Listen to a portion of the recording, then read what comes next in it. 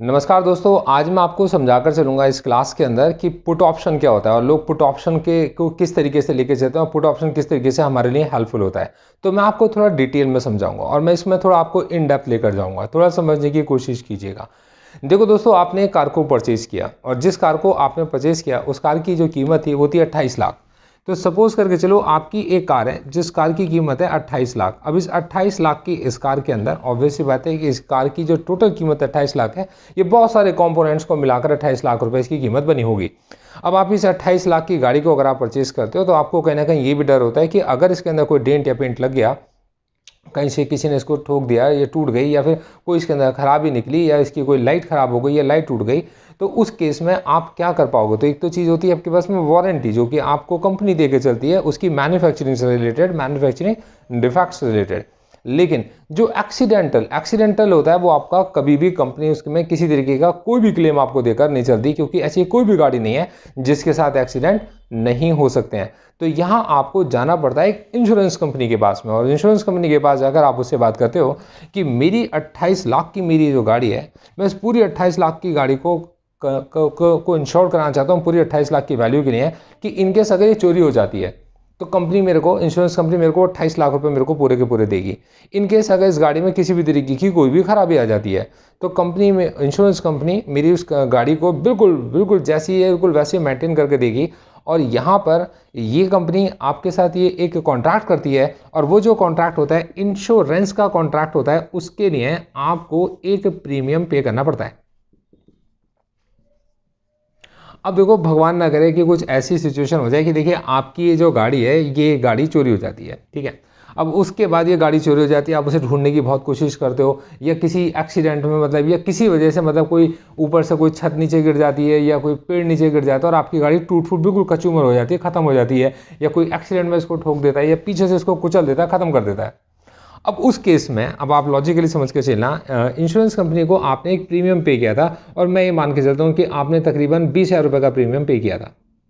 देखिए ये 28,000 ही मान लेते हैं, क्योंकि कुछ परसेंट आप इसका मतलब मान के चलिए कि आपने 28,000 रुपये का प्रीमियम पे किया था एक साल के लिए, और एक साल के अंदर आपकी गाड़ी के अंदर इतना नुकसान हो गया कि आपकी गाड़ी के 2 पार्ट हो गए, कुछ भी हो गया, मतलब कोई भी रीज़न था आपके पास में, गाड़ी के 2 पार्ट हो गए। अब उस केस में अगर आप इस गाड़ी को ठीक कराने के लिए जाओगे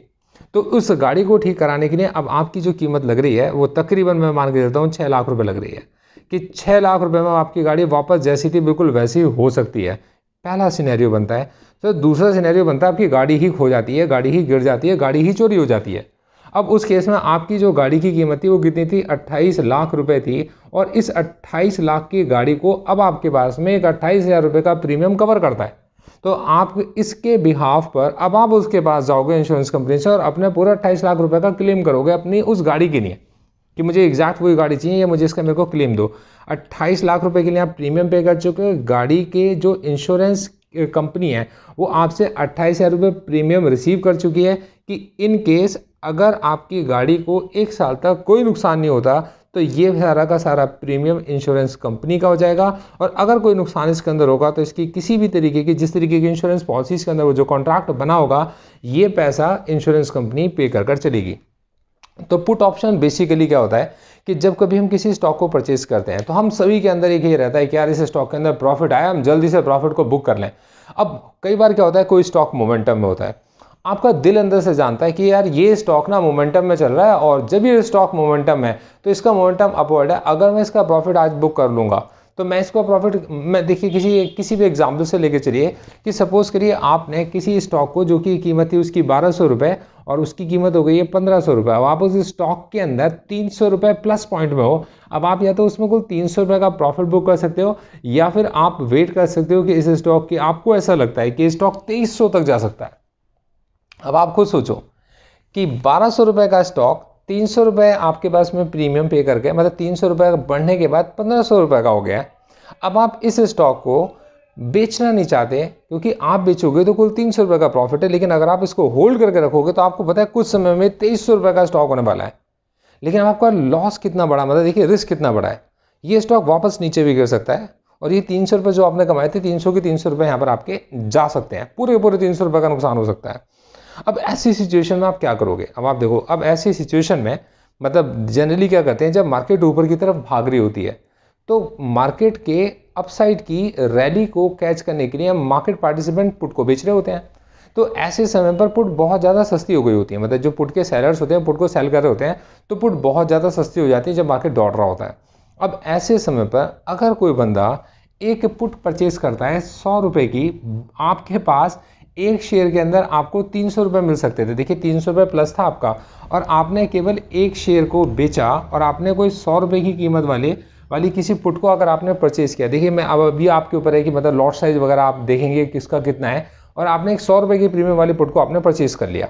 ठीक है, अगर 100 रुपये की प्रीमियम वाली पुट को परचेज करोगे और सपोज करो इसका जो लॉट साइज है वो 20 का या 22 का या 50 का या 100 का, मतलब जो भी लॉट साइज है इसका, तो अगर आप इसे परचेज करोगे तो यहाँ आपके 2000 रुपये खर्च होंगे। और अगर इसका लॉट साइज 505 रुपये है तो 505 के आगे 500 और लगे, मतलब 50,500 लग गए। और आप यहाँ अगर समझ के चलो, अगर आपका यही स्टॉक वापस ऊपर की तरफ भाग जाता है तो यही 505 क्वांटिटी आपने, ध्यान से समझिएगा, इसी 505 क्वांटिटी को अगर ये 300 रुपये भी ऊपर चला जाएगा तो यहाँ अगर आप इसे 300 से मल्टीप्लाई करोगे तो ये तकरीबन आपको 1,55,000 रुपये बनाकर देती है।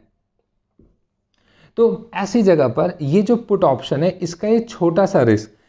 उस डाउन साइड के फॉल को कवर करता है कि अगर मार्केट गलती से किसी वजह से नीचे गिर गया तो आप तो देखिए दुआ मनाएंगे कि मार्केट 900 तक पहुंच जाए। अगर ये मार्केट में इसका प्राइस गिर के 900 तक पहुंच गया तो जिसने आपसे पुट का प्रीमियम परचेज करा है उस बंदे को वो सारी कॉस्ट, देखिए 1500 से नीचे 900 तक, मतलब 600 पॉइंट का ये जो 600 पॉइंट है, ये 600 पॉइंट आपको उसको पे करने पड़ेंगे। और 600 को अगर आप 505 से करते हो मल्टीप्लाई, 0 ही हो गया आपके पास में 30 और ये हो गया आपके पास में 30, तो 3 लाख आपके पास में 3000 रुपये आपको बन जाते हैं। तो पुट ऑप्शन एक इतना सेफ ऑप्शन होता है जब कभी आप किसी स्टॉक के अंदर पोजीशन में होते हो और आप थोड़ा सा वेट करना चाहते हो, क्योंकि आपको ऐसा लगता है कि स्टॉक राइज तो करेगा लेकिन आपके मन में एक डर होता है कि कहीं ये स्टॉक गिर ना जाए। तो तेज चलती मार्केट में जब मोमेंटम अपसाइड होता है तो उस वक्त पर पुट का प्राइस बहुत सस्ता होता है। तो उस केस में एक छोटी से छोटी पुट जो आपके पास में बहुत सस्ती आपको मिलती है, ये पुट किसी ना किसी जगह पर आपके स्टॉक के उस अनएक्सपेक्टेड फॉल इन प्राइस को कवर कर लेती है, इंश्योर कर लेती है। तो ऐसी जगह पर पुट ऑप्शन का इस्तेमाल किया जाता है। अब प्रोफेशनल लोग पुट ऑप्शंस को किस तरीके से बाय करते हैं, किस तरीके से सेल करते हैं, प्रोफेशनल लोग किस तरीके से की स्ट्रैटेजी इस्तेमाल करते हैं, दोस्तों इसके लिए प्रॉपर पूरा कोर्स है इक्विटी डेरिवेटिव्स। आप लोग इक्विटी डेरिवेटिव्स के कोर्स को करने के बाद इक्विटी डेरिवेटिव्स का एग्जाम दीजिए। इक्विटी डेरिवेटिव्स के एग्जाम को देने के बाद आपको प्रॉपर ऑप्शंस की पूरी नॉलेज हो चुकी होगी, आपको फ्यूचर्स की पूरी नॉलेज हो चुकी होगी और ये नॉलेज बाकायदा टेस्ट हो चुकी होगी। इस एग्जाम को देने के बाद आप ये जान पाओगे कि क्या आप सच में इतने कैपेबल हो कि आप इस एग्जाम को क्लियर करने के बाद आप अपनी इस नॉलेज के बाद अगर आप किसी ऐसी जगह पर जॉब करना चाहते हो जो आपकी क्वालिफिकेशन के साथ मैच करती है, वो आपकी मर्चेंट बैंकिंग हो, आपके पास में इन्वेस्टमेंट बैंकिंग हो, म्यूचुअल फंड्स के पास में या फिर बैंकिंग के पास में, कोई भी ऐसी जगह जिस जगह पर ज़रूरत होती है इक्विटी डेरिवेटिव्स की स्ट्रैटेजीज की, तो उस जगह पर जाकर इक्विटी डेरिवेटिव्स की स्ट्रैटेजीज के एग्जाम को क्वालिफाई करने के बाद ही आप जाकर उसमें कोई पोजीशन अपनी ले सकते हो, मतलब आपको कोई जॉब मिल सकती है। तो काफ़ी वास्ट फील्ड है, आप चाहो तो आप इसको थोड़ा रिसर्च कीजिए थोड़ा कि इक्विटी डेरिवेटिव्स की किस तरीके की पोजीशंस होती है, क्या उनकी सैलरीज होती है। और सबसे बड़ी बात यह है कि आप यहाँ पर पूरा अपने आप को एजुकेट कर चुके होते हो ऑप्शन से रिलेटेड। अब ऑप्शंस के बारे में आपको सब कुछ पता चल चुका होता है, तब आप कभी भी गलती नहीं करते कि मैं महंगा ऑप्शन खरीद लूँ या मैं कोई सस्ता ऑप्शन खरीदूँ। कौन सा ऑप्शन सस्ता है, कौन सा ऑप्शन महंगा है, कौन सा ओवर प्राइस्ड है, कौन सा अंडर प्राइस्ड है और किस केस में किस ऑप्शन को खरीदना आपके लिए लेस रिस्की है। तो दोस्तों इस कोर्स को आप आगे कंटिन्यू कर सकते हो हमारी वेबसाइट gauravsir.in से। Thank you so much, all the best.